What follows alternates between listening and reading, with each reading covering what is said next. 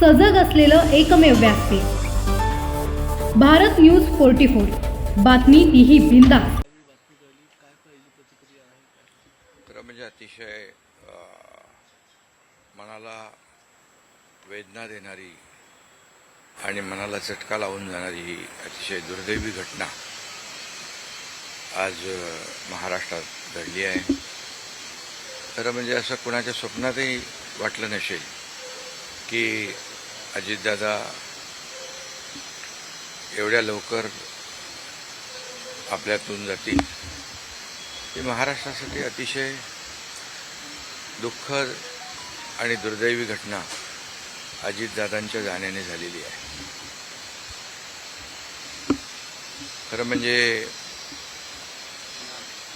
अजितदादा गेले अनेक वर्ष या महाराष्ट्राच्या राजकारणात नेतृत्व करत होते आणि अतिशय परखड स्पष्ट वक्तेपणा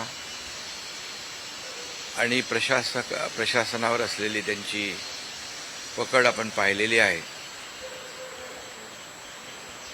प्रत्येक गोष्टीचा त्यांना बारीक अभ्यास करून बोलण्याची सवय होती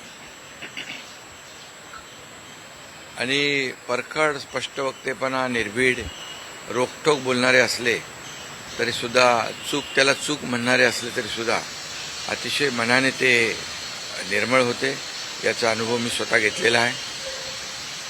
त्यांच्यासोबत मी मंत्रिमंडळात देखील काम केलं।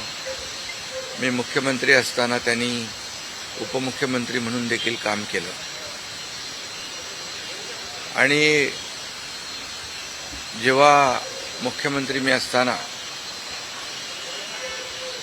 मुख्यमंत्री माझी लाडकी बहीण योजना किंबहुना इतरही योजना जेव्हा आम्ही सुरू केल्या तेव्हा आर्थिक जे काही घडी आहे किंवा आर्थिक तरतूद जी आहे ती अतिशय उत्तमपणे त्यांनी त्यावेळेस केली आणि त्याचा अनुभव मला आहे।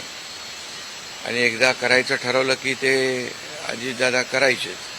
करतो, बघतो, पाहतो असे शब्द त्यांच्या डिक्शनरीत नव्हते। व्हायचं असेल ते तात्काळ करायचे, नसेल त्याला नाही म्हणायचे। असा स्पष्ट वक्तेपणा या महाराष्ट्राने पाहिलेला आहे। मी असेन, मुख्यमंत्री देवेंद्रजी असतील, अजितदादा असतील, आम्ही टीम म्हणून काम केलं, टीम म्हणून काम करतो। आमच्या वेळाही कामाच्या वेगवेगळ्या, आम्ही पहाटे उशिरापर्यंत काम करतो, अजितदादा पहाटे लवकर काम सुरू करतात, देवेंद्रजी दिवसभर काम करतात आणि अजितदादांनी 6-6 वाजता देखील अपॉइंटमेंट दिलेल्या अधिकाऱ्यांनी आणि लोकप्रतिनिधींनी पाहिलेल्या आहेत। अतिशय वेळेचं महत्त्व आणि वेळेचं भान ठेवणारा नेता हरपलेला आहे। खरं म्हणजे काल परवाच आमची एका कार्यक्रमामध्ये भेट झाली। सरन्यायाधीश आपले भारताचे मुंबईत आले होते आणि ते येण्यापूर्वी आम्ही तिथंच एका चेंबरमध्ये बसलो होतो आणि त्यावेळेस झालेल्या चर्चा, गप्पा गोष्टी, आजही सकाळी जेव्हा मला त्यांची ही घटना कळली तेव्हा तेच समोर त्याच आठवणी काल परवाच्या येऊ लागल्या।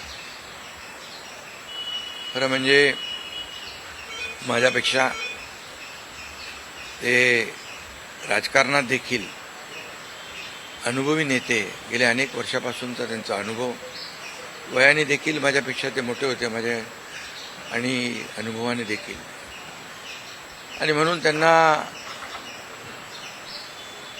राज्यातल्या अनेक विषयांचा गाढा अभ्यास होता। अनेक विभाग त्यांनी हाताळले होते, याचा राज्याला फायदा होत होता।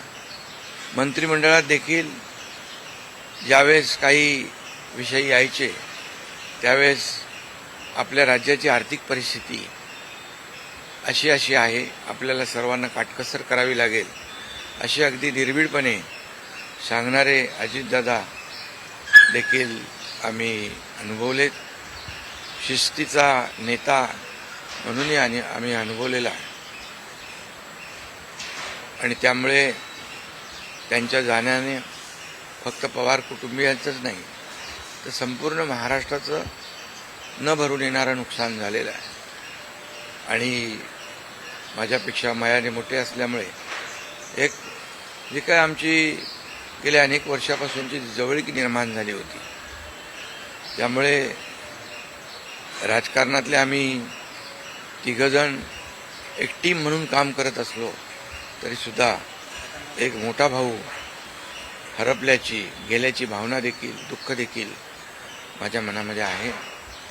आणि मी त्यांना भावपूर्ण आदरांजली अर्पित करीत असतानाच मनामध्ये फार दुःखाच्या भावना आहेत. त्यांचं कुटुंब हे दुःख पचवण्याची क्षमता डोंगरा एवढं दुःख आहे. ही क्षमता ईश्वराने त्यांना प्रदान करावी. कुटुंबाचंच नाही तर संपूर्ण महाराष्ट्राचं झालेलं आहे नुकसान.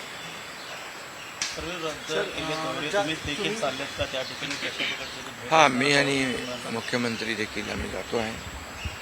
आमचे सहकारी आमच्यातून गेलेत, त्याचं दुःख आहे. म्हणजे सभा होत्या त्याही आज आम्ही रद्द केलेल्या आहे. सर, एक विचार असं वाटतं की तुम्ही आता उल्लेख केला की 2 दिवसांपूर्वी त्यांच्या जवळपास 1-1.5 तास तुम्ही बसलेले होतात, दोघंच खूप गप्पा झाल्या त्या चेंबरमध्ये. असं काही एक त्यांच्या किंवा मंत्रिमंडळात देखील असताना अशी काही त्यांची इच्छा, एखादी योजना किंवा एखादं त्यांना करायचं होतं की तुमच्याशी त्यांनी शेअर केली, आपण हे करूया मिळून महाराष्ट्रासाठी, असं काही? नाही, आम्ही आतापर्यंत एकत्र जेव्हा तेही उपमुख्यमंत्री होते तेव्हा मी मंत्रिमंडळात होतो. मी मुख्यमंत्री असतानाही उपमुख्यमंत्री होते. आता देवेंद्रजी मुख्यमंत्री होते. आम्ही जे काही निर्णय आम्ही घ्यायचो ते निर्णय मिळूनच घ्यायचो.